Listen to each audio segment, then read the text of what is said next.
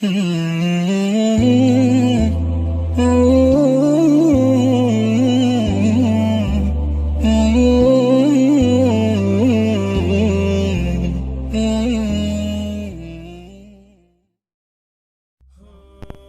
خیز که عاشقان به شب راز گویند، گرد دری بام دوست به شب راز کنند.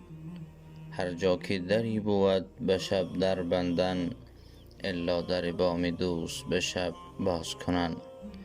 بعداً السلام علیکم پدران و مادران، برادران و کل آن شخصانی که این لحظه صدای مرا میشنوید. خواستم یکی از قصه های بسیار جالبی را که از روزگار حضرت امام احمد ابن حنبل خداوند از او راضی باشد بهر شما پیشکش نمایم.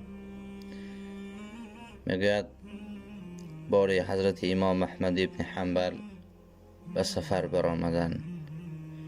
چون زیاد در راه بود، تاریکی شب فرا رسید و در نزد دهه‌ای که کسی او را نمی شناخت باز ایستاد.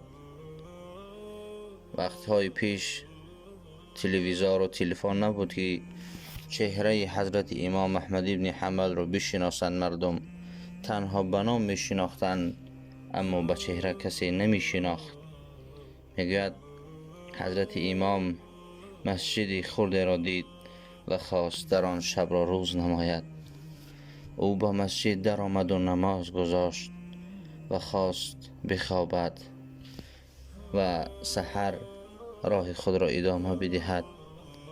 اما چون به خواب رفتنی شد، پاسبان مسجد داخل گشت و پرسید تو چی میخواهی بکنی؟ حضرت امام احمد ابن حنبل در جواب گفتند میخواهم بخوابم، این مکان برای خواب نیست. باز گفت پاسبان نمیدانست که این مرد، این شخصیتی بزرگ امام احمد ابن حنبل است و امام هم به او این را نگفت. اگر که این مرد پاسبان میدانست که حضرت امام احمد ابن حنبل است، او را جان جان گفته در مسجد خواهی که در خانه خود برده مهمانداری میکرد. و میگوید حضرت امام هم خود را معرفی نکرد. عجب مردمان نیک رفتاری بودند آن عزیزان خدا. این زمان ما گر یک نفر کم علم ناکافی داشته باشد، از اولاد عالم باشد، تیار است در همه مکان خود را تعریف و توصیف نماید تا او را حرمت و احترام گذارند.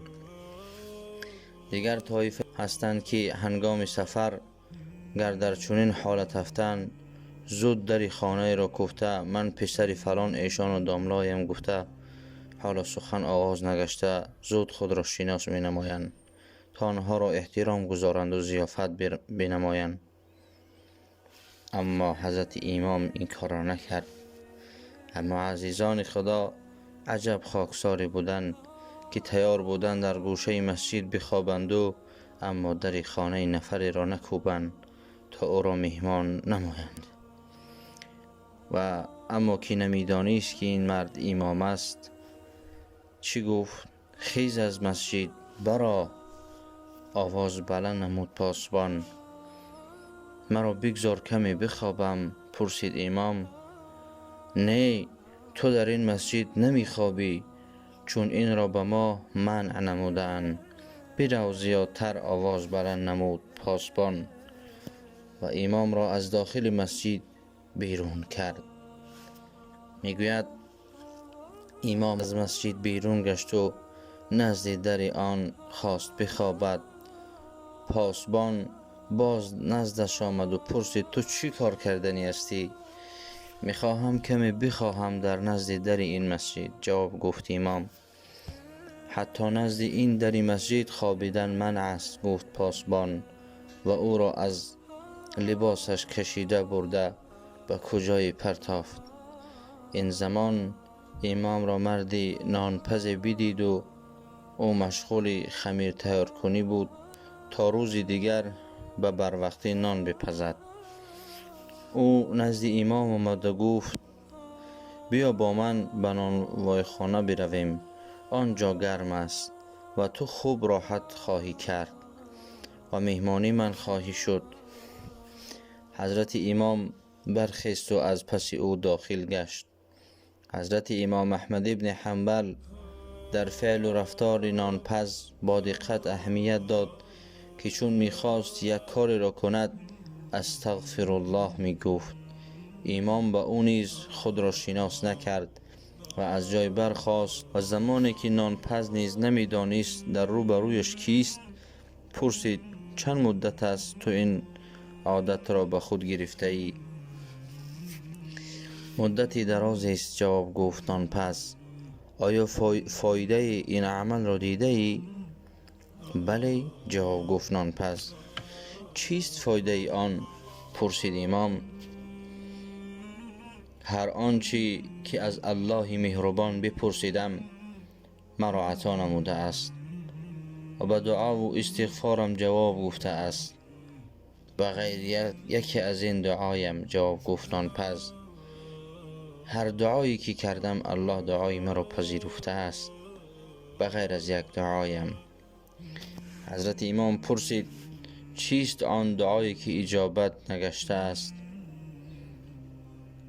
نانپز چی گفت؟ من خداوند را التجا نمودم تا زمانی که روح مرا قبض کنی دیدار مرا با دیدار امام احمد ابن حنبل برسان، هم نشین و هم صحبتم گردان. جواب گفت نانپز. الله اکبر. دوستان عزیزم، امروز این دعای تو را نیز اجابت نمود و من بنده عاجز و ناتوانش امام احمد را پشت دری تو آورده پرتاف. جواب گفت امام. بله دوستان عزیزم، بزرگان خدا چنین خاکسار بودن، چنین مشفق و مهربان بودن. در اول گفتیم که شب خیز که عاشقان به شب راز کنن گردی دری بامی دوست به شب راز کنن. هر جا که دری بود به شب در بندن الا دری بامی دوست به شب باز کنن. این مرد صالح شبانه دعا می کرد. هر دعایی که می گوید من کردم الله اجابت کرد غیر از یک دعایم که این رو هم در آخر الله اجابت کرد. پس هر دعا و هر خواهشی که داریم شبانگاه از الله خویش بپرسیم. با شما بودم بنده عبدالله، یک و یک شما را از برای الله پاک دوست می دارم. اگر به شما چنین قصه های بزرگان و بندگان صالح خدا و پیامبران و دیگران برای شما پسند باشد حتما فکر و عقیده های خود را در زیر ویدیو بنویسید. ویدیو را به دیگر دوستانتان روان کنید تا از این نوارها بهره ببرند. السلام علیکم و رحمت الله تعالی و برکاته.